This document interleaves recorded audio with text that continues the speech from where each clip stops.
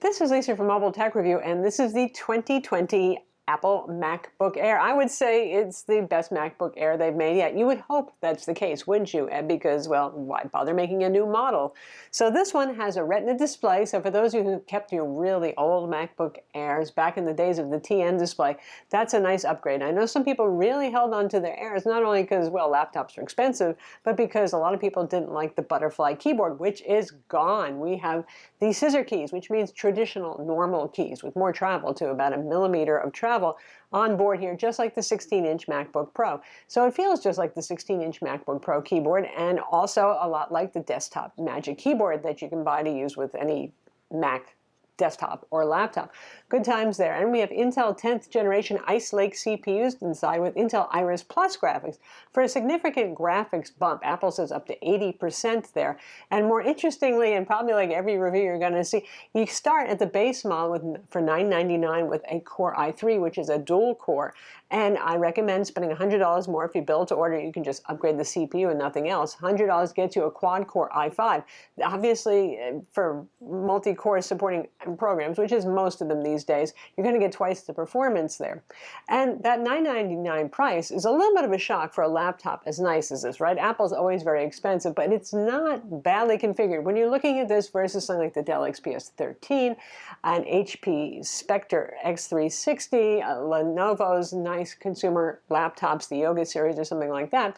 So we're not comparing this to a gaming laptop, duh. There's always a value proposition with more horsepower for a gaming laptop. But among, shall we say, high-end Ultrabooks, boutique-ish laptops, for $999 you get that Core i3, 8 gigs of RAM, which for macOS isn't too bad, and a 256 gig NVMe SSD. If you go to $1299, which is a configuration that we have, and the one I would personally pick, you get the Core i5. You still have 8 gigs of RAM, but you get a 512 gig SSD, so you got plenty of room to store stuff. We're going to look at it now. So the casing is based on the 2018 MacBook Air, the last generation basically, so not much has changed there. That means dongle life.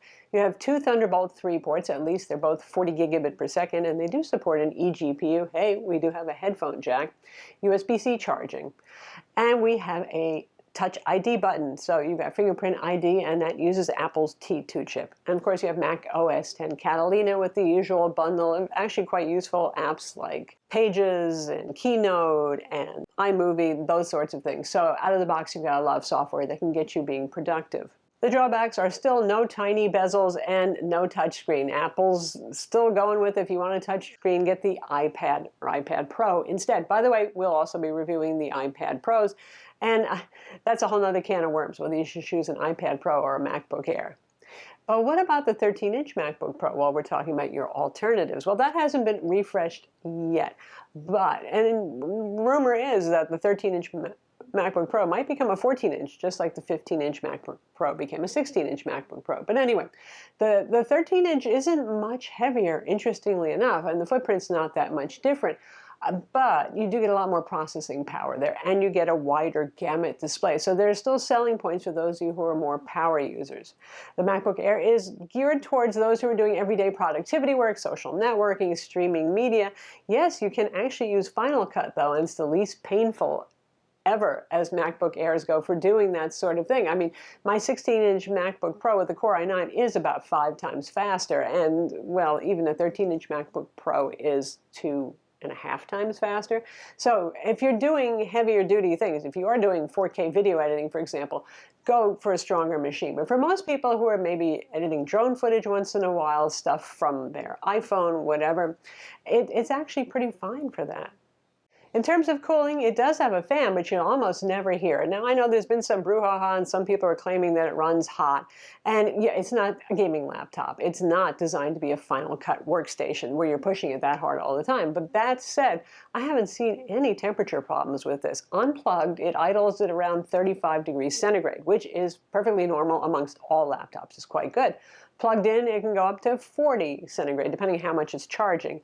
Using web browsing as a test and running a Pages document, that sort of thing, it's usually, at about 50 centigrade. If I'm doing Final Cut, it'll go up there to the 70s and 80s and might even push 90, but that's to be expected, and that's going to happen even with a more powerful laptop like the 16-inch. So I'm not seeing any problems, honestly, with thermals, especially using it in the way it's intended to be used. Now, these are lower power CPUs, 9 to 10 watts, versus your typical Ultrabook CPU that's 15 watts, and the 28-watt CPU Apple usually uses in their 13-inch line. So that tells you there's a performance difference and also a heat difference, less watts, cooler running. We have RAM soldered on board, and you can get it with either 8 or 16 gigs of low-power DDR4 RAM, and that's 3733 megahertz. You have an NVMe SSD, also so soldered on board. You can order it with up to 2 terabytes of storage, which for their entry-level machine is quite a lot of storage. We have Wi-Fi 5 here, not Wi-Fi 6 yet. Although most people don't have Wi-Fi 6 routers, it might be nice to be future-proof, and we have Bluetooth 5 on board. For the display, it is a Retina display, and the resolution on it's not too bad. You can see the specs on screen right now for that. 16:10 aspect ratio. I know a lot of people appreciate that. And it's a good display, but it's your typical full sRGB coverage display. It's not as wide gamut as the 13-inch MacBook Pro or the 16-inch MacBook Pro or the nicer high-end iMac. So, which is fair. This is their least expensive laptop. It's pleasant to look at. It's glossy, but not overly reflective. It's fine, honestly. Display brightness is good, by the way, 354 nits, so Apple has definitely improved brightness for the Air as well. Thanks to the ohmed horsepower and the Iris Plus graphics, this can drive one 6K or 5K monitor or 2 4K monitors at 60 Hz. Pretty powerful for a little guy, so good that. It still has a 720p FaceTime HD camera, which is a potato camera, just about. It's okay. It's not great. I really wish they would upgrade it. Nowadays, suddenly we're all videoing each other instead of meeting face-to-face. It would be even nicer. As always, Apple does a really good job at speakers. This might be obviously not as good as the 16-inch MacBook Pro, which is a real benchmark for laptop speakers, but this is pretty loud, full, and rich. I mean, even Apple's 12-inch MacBook really punched above its weight for sound, so it's very pleasant to listen to.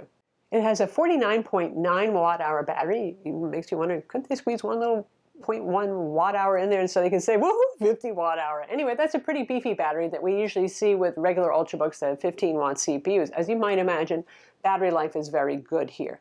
I averaged about 9 hours with brightness set at 150 nits, and doing mixed productivity work, some social networking, a little streaming video, a little bit of Photoshop. If you're going to be pushing it hard and doing more demanding tasks or playing some games on it, obviously your battery life won't be as good. Likewise, if you decide to boot camp and put Windows on it, battery life is never as optimized under Windows as it is with macOS. You have a 30-watt, very compact charger in the box with a 2-meter, which is about 6-foot, USB-C cable for charging. So that's the 2020 MacBook Air, and you know, I actually would recommend this one if you're into Mac OS. If you like the giant trackpad, if you like the 16:10 aspect ratio, if you're an iThing owner, and the synergy is always excellent between this and iPads and iPhones and all that sort of thing. Obviously, there are a lot of Windows Ultrabooks out there. If you have any particular one you really want to see smack down with this one, just let me know in the comments. I'm Lisa from Mobile Tech Review. Be sure to subscribe to our YouTube channel for more cool tech videos, and after that, do hit the notification bell.